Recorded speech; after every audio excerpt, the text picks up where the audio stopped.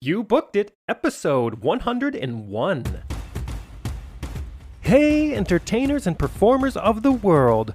I'm your host, Dane Reese, and welcome to You Booked It, where I chat with inspiring entertainment professionals 7 days a week. By digging into their journey, we're going to discover everything you need to do to have a successful entertainment career.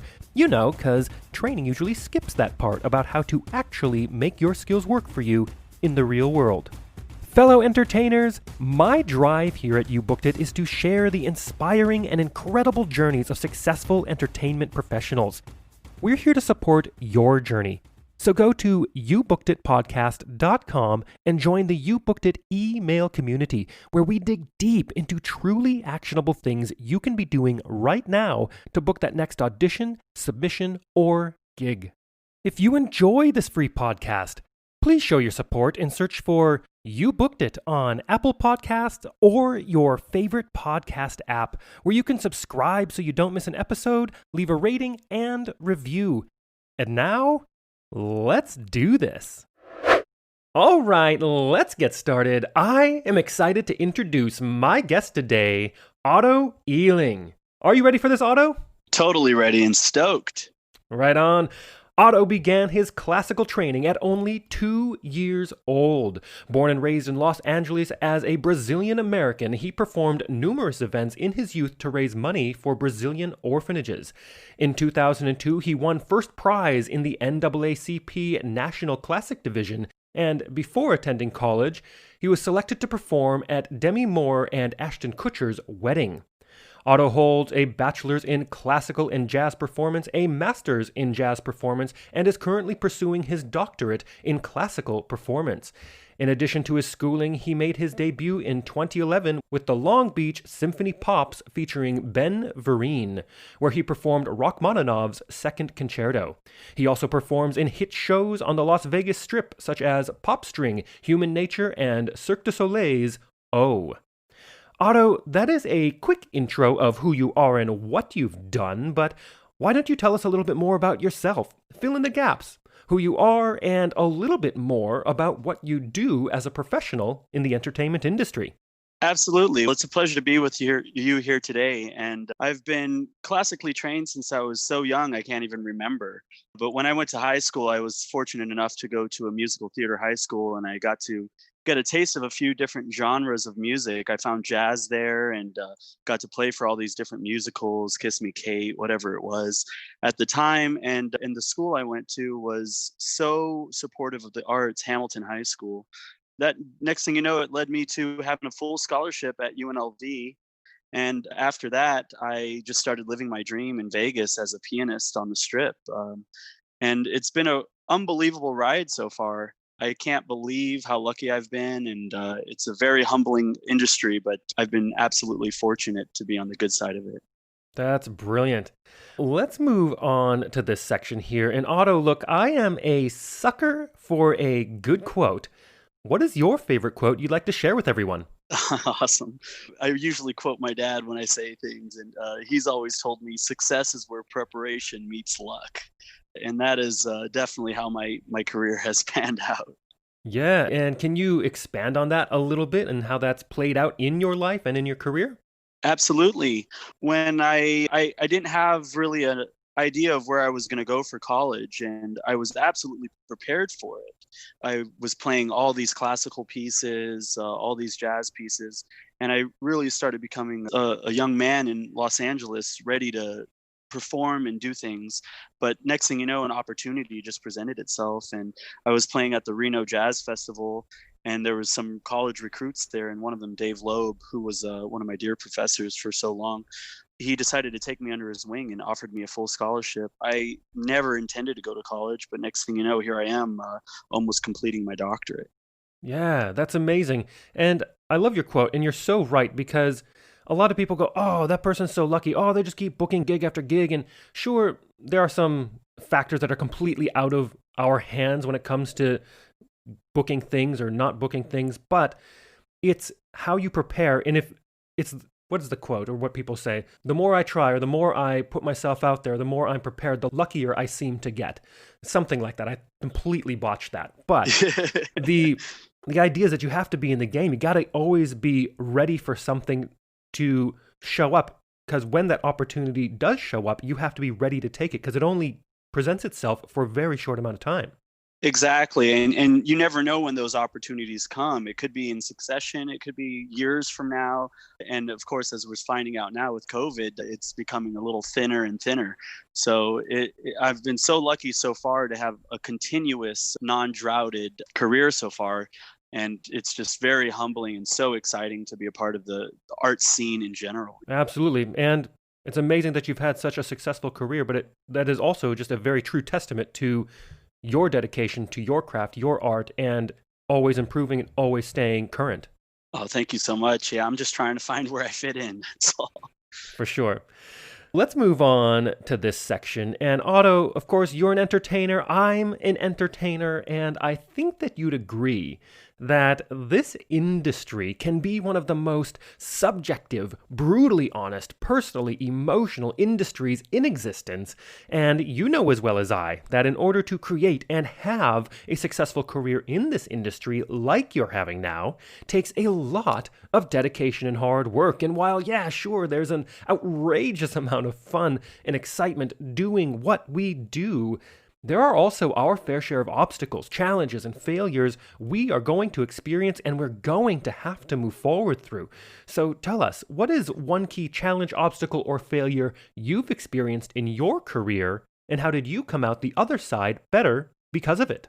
Yeah, failures are the building blocks of our careers. And I've had quite a few failures where you just eat it or you don't know what's going to happen next. And the first one that I remember very dearly to my heart was not getting accepted into a program when I was trying to get in high school. It was LOXA, LA County Performance of the Arts. It was another school besides Hamilton that was one of the bigger schools. And in my mind then, I was just in 8th grade. I thought I was going to be the next biggest classical musician.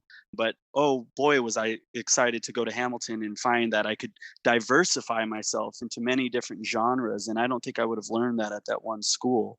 But another thing that happened to me was after my dad passed, I wasn't able to complete my doctorate. And I had been in such high demand and I was working 7 nights a week. And next thing you know, I just couldn't quite get it done. But that to me was another failure that happened, but it was also a stepping stone into my professional career, and it gave me the opportunity to expand on myself and expand on my artistry in order to perform and make a living being an artist. It's so hard to do that, but it's one of those things you just don't learn. You don't quite learn when you're in the school. You have to learn it on the streets, you know. Yeah, absolutely, absolutely. And I love how all of those challenges and that you just talked about are really a reflection of the quote you just gave as well, and how you were just in it, you were working, and as life threw you a lot of unfortunate punches, you rolled with it and you found the opportunities that popped up and you continued down that path. And as of now, like we talked about in the intro, that you've now circled back and you're still working towards finishing out that doctorate. So you're still getting all the things that you've been working for, but you had just a bit of a detour that also gave you so much more richness and, I would imagine, appreciation for the industry. Oh, absolutely, yeah. And going back to school is going to be one of my biggest prides because my father always wanted me to complete my doctorate. That was one of his dreams, and it's one thing that's definitely on my checklist. But you never know which route you have to take. Maybe I'll finish my doctorate when I'm 50. Who knows? But I've been so fortunate enough to be going and going and not stopping ever. It's just always moving forward, always reshaping myself. Whatever type of music I'm playing, I'm 100% involved in it. And it's been a really diverse and exciting nonstop career that I've had. Yeah. Yeah, brilliant. I love that. And let's move on to a time that I like to call your spotlight moment. That one moment in time you realized, yes, I am going to be an entertainer for a living, or maybe it was, yes, this is what I need to be doing in the entertainment industry. Tell us about that. I think for me, it's been a series of events that created a spotlight. Winning that NAACP award was one of the biggest highlights of my youth. And that propelled me to push on and understand how much dedication and work it actually takes to be one of the better musicians. And I'm definitely not the best. There's 1,000 of me out there. But when I went to UNLV, my professor, Dave Loeb, who's an unbelievable piano player, he plays for Family Guy and a bunch of different movies that we've all watched as children, Disney shows and whatnot. It's been amazing to be under his wing. He took a real chance on me to perform with Ben Vereen, which he was the musical director for, and I got to play in a Pops concert. Rachmaninoff's Second Concerto, which is not an easy piano piece to play by any No, I don't means. think any of the rocks are. But it was amazing to put it together in a Pops concert. He tied it together with some movies that the song was in, and that was one of my most prized moments. And after that, I've done everything I've ever wanted to do. Whatever happens from here on out, I'll take it. It's going to be a fun ride from here on out. But yeah, that was one of the biggest spotlights of my career so far. And it was my solo moment. But now I spread myself a lot more where I'm able to play with more acts and play with different people, whether it's a jazz thing, a pop thing. And it's so much fun to be involved in a community of musicians and a community of artists, whether it's the Cirque du Soleil show or whatnot. And that's definitely been a series of events that makes me feel like I was a part of a spotlight. Yeah, absolutely. And I want to piggyback on that real quick, and let's talk about your number one booked it moment. Walk us through that day, the auditions and callbacks, if they happen to be a part of it. I know the music industry and the music world is a little bit different than the performance world, but what was going on in your life, and what about that moment makes it your favorite booked it moment? In my field, the audition process doesn't happen very often, but the one time it did for me, it was the Cirque du Soleil audition, and I was shaking. I was so nervous, can't even tell you. And I tried to be as professional as I could. I walked in there with looking as nicely as I could, but still trying to look hip and a little wild as I am. And I had a big mop of hair, and in the past, that mop of hair has definitely denied me a few jobs, but this is the one job that I wanted so badly. And I did the audition, smiled. I felt very good about it. They asked me to play the accordion, and I had never touched the accordion in my life. And so I had taken a couple of pre-lessons just in case that was going to happen. And surely enough, that was one of the things they asked me to do. And I was frightened out of my boots. But next thing you know, a few months later, I thought for sure I didn't get the job. This isn't going to happen. I get a call back, and they're like, "Hey, we'd love to offer you this position as backup on call for Alex Clements, one of my dearest friends now."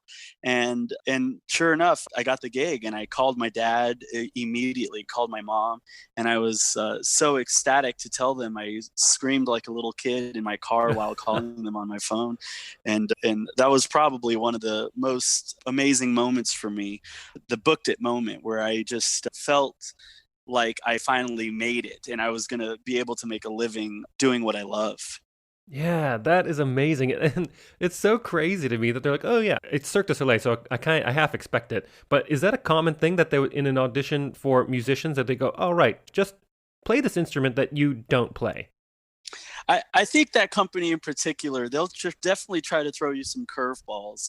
All the instrumentalists there have multi instrumentalist vibes, and that's one of the things that makes their crew so beautiful. They're not all, sometimes they'll ask you to sing something, or if you're playing a different instrument, they'll ask you to do something or fill in for this or that. You never know, and that be on your toes thing really makes or breaks a lot of people. And for me, it excites me. So it was one of those, yeah, let's do it kind of moments. I'm ready to try anything, even if I fail. But it definitely lightened the mood and made me really excited to do something new on the spot. Yeah, very cool. That's very exciting.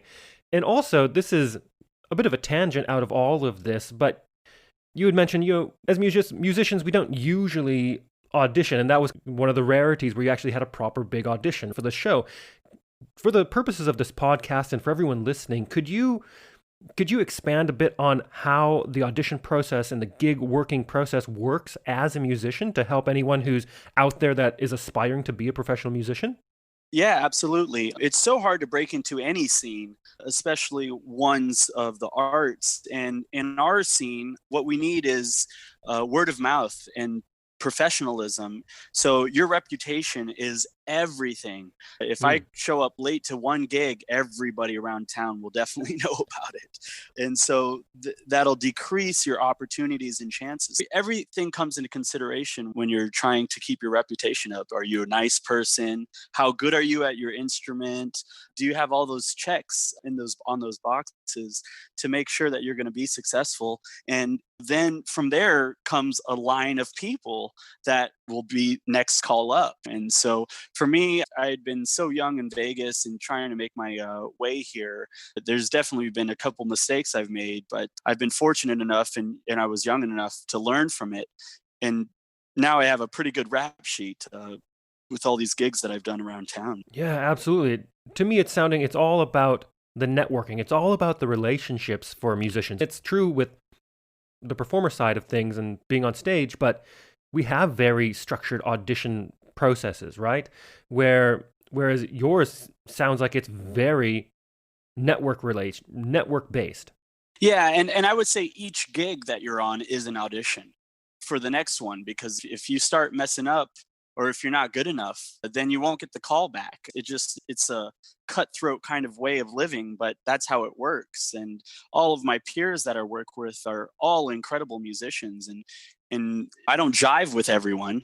There are a few people out there that I definitely don't get along with, but the majority of the people I really love, and it's exciting to be in their crews or a part of their environment. And it definitely keeps your energy up and keeps you on your toes to make sure you don't ever slack, because as a musician you're not as good as your last picture. You're only as good as your next picture, so you always have to be continuously learning and being on the go. But that being said, I've always been so fortunate to have quite a few mentors that really love and care for me almost like fathers. Whether it's my friend Joey Singer, who was Debbie Reynolds' musical director, or Ronnie Foster, or even Dave Perico. All these people that have really pushed me forward and saw my talent and wanted to make sure I made the most of it so that I don't fail. So there's a lot of camaraderie amongst the this audition process of gig to gig basis audition process that we have in our field. Yeah, very cool. Thank you for all that insight. That I can imagine that that's invaluable information for any aspiring musicians out there. Yeah, and that's what you learn on the streets too. You Yeah, definitely absolutely. don't learn that in other places. For sure. Let's take a moment to talk about the present. What projects are you working on now? What are you looking forward to? And you mentioned it a little bit. We're amidst this crazy global pandemic. How do you see the entertainment industry moving forward in the next couple of years? Yeah. I went from working 7 nights a week and sometimes 14-hour shifts doing 3 gigs in a day to absolutely nothing going on. It's been a complete parking brake on the momentum that I had. But I just think about my dad and what he would want me to do, and he would always want me practicing and moving forward. So I really went back down to the roots and just started repracticing my classical music, practicing my jazz music, sticking to the discipline of being a pianist.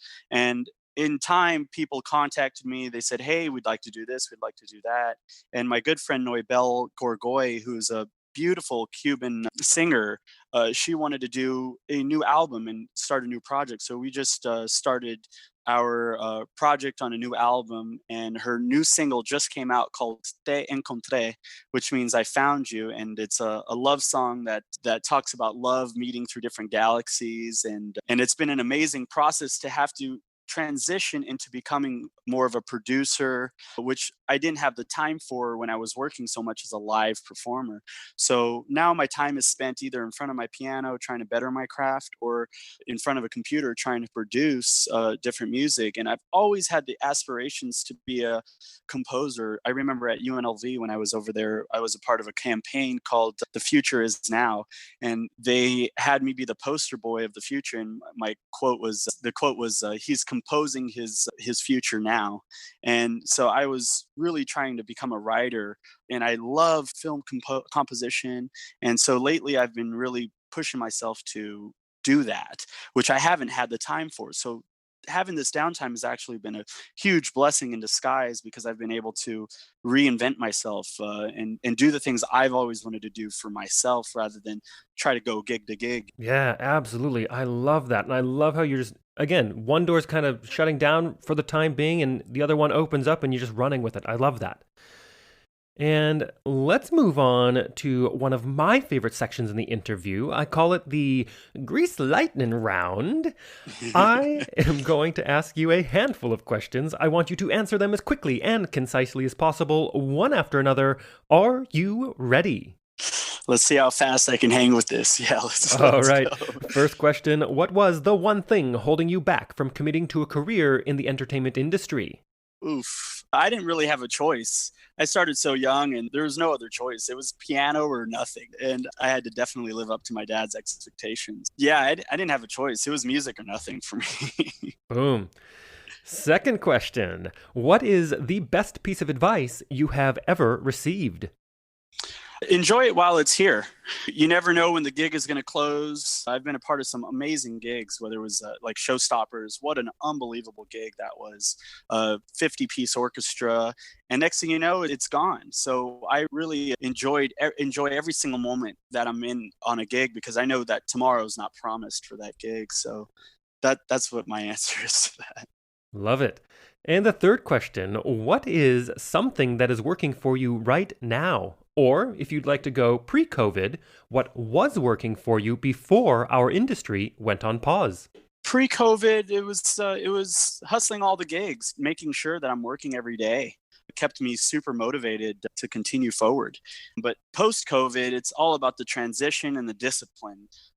Reshaping myself, doing me, like making my own music, working on things that I never thought I'd do, and just taking the time to listen to new music and things that I wouldn't normally listen to. Yeah, for sure.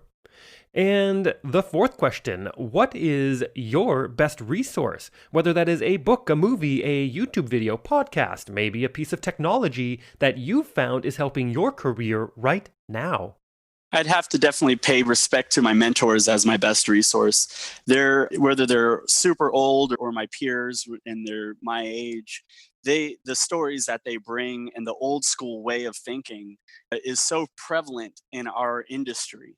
And that's where it's at. I love hanging with them and spending time with them, because that's where I learn the most, whether it's the guys I talked about earlier, Dave Perico, Joey Singer, Ronnie Foster, Dave Loeb. They really give you advice that you wouldn't ever hear anywhere else. And sometimes it's the hard stories, like them being on the road and having to go tour buses without sleepers and go from city to city and do the hard hang. Yeah, absolutely. And I love that you bring up mentors, because it's so important to have someone who you can bounce your career off of. And the people that have been there, done that, they have a lot of the answers, or they have some pretty solid opinions that are based in experience. Not that you have to take everything as absolutes, but to have someone to talk to that has authority to talk about something is so important I think in all careers, but especially this arts career.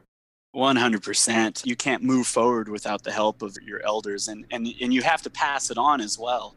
I definitely will one day be able to let some guys know that are younger than me or my age how I went about making my career happen. Yeah, absolutely. And the fifth question. If you had to start your career from scratch, but you still had all the knowledge and experience you've collected from your career in this industry, what would you do or not do? Would you do anything differently, or would you keep it the same? This question in particular is probably the hardest for me to answer, and I may or may not get in trouble with some of my friends with how I answer this. But I was generating so much momentum out of high school. I wonder what my career would have been like if I had skipped college. I would definitely recommend to everybody to have more one-on-one studying sessions. There's that type of personal attention with your teacher or mentor will get you further than you could even ever imagine. But the college thing is still great because it allowed me to find resources and get gigs and put me in positions that I would have probably not been able to find by myself. So that's what my advice is on that. Yeah, for sure. And it is the conundrum of the question, right? Because obviously everything that our life is because of the decisions in our past. But I like it to throw a wrench in there and see what the hypotheticals could have possibly been. Right. But definitely another resource I always use is just listening to older recordings. I know singers do that all the time. They'll listen to whoever it is, Billie Holiday, just to learn the tradition of Yeah, what we do. And that's one of the most important resources around is our ears and our previous musicians. for sure. And the last question. What is the golden nugget knowledge drop you've learned from your successful career in this industry that you'd like to leave with our listeners? I would say be confident, know your strengths and weaknesses, and always be willing to learn and push yourself in a new direction. You can't make a career off of one thing anymore. Now we're all having to be social media experts, computer experts, whatever it is, and still be amazing at our crafts. And then just the basics: be nice, be easy to work with, be on time, be prepared. It's really simple when you break it down. And if you have all those things, you'll always be successful. Absolutely. And to always keep your eye on those simple things, because it's usually the simple things I've found that go amiss because they are so simple. And we think we can pass on them or skip on this or that every once in a while, but it's really the consistency and the compounding of all those simple things that create the great things. 100%. And that's so well said. That's exactly the way to do it. Brilliant. And to wrap up this interview, Otto, it is time to give yourself a plug. Where can we find you? How do our listeners connect with you? Is there anything you want to promote? You can find me on Instagram now. I finally have created an account that's dedicated just to music, and it's at Otto Does Music. You can hear my new single out with Noibel. It's on all platforms, whether it's on Apple Play or Spotify, YouTube. It's called Te Encontré. And it's such a fun project that I was able to do with her, and I'm so proud of that. I'll probably be making a Facebook page soon too, and potentially a website just to promote myself now that I'm not working like I used to. But that'll come in due time. Yeah, brilliant. And for everyone listening out there, I have put the links to everything Otto just mentioned in the description of this episode so you can easily connect with him. Otto, thank you so much for being here today and sharing all of your insight on the musician side of this industry. It's been an absolute pleasure having you on. Likewise, Dane, thank you so much. And I'm so proud of your work. And it's great that you've got this going on, and keep it up. We're loving these podcasts. And subscribe to Dane if you haven't yet. Thank you. Thank you so much for joining us today. My one call to action for you is to go to youbookeditpodcast.com and join our free email community where we dig deep into a continually growing resource of truly actionable things you can be doing right now to help advance your entertainment career. Don't miss an episode. We have a new guest 7 days a week. Search for You Booked It on Apple Podcasts or your favorite podcast app and subscribe today. All the best to you. We'll see you tomorrow.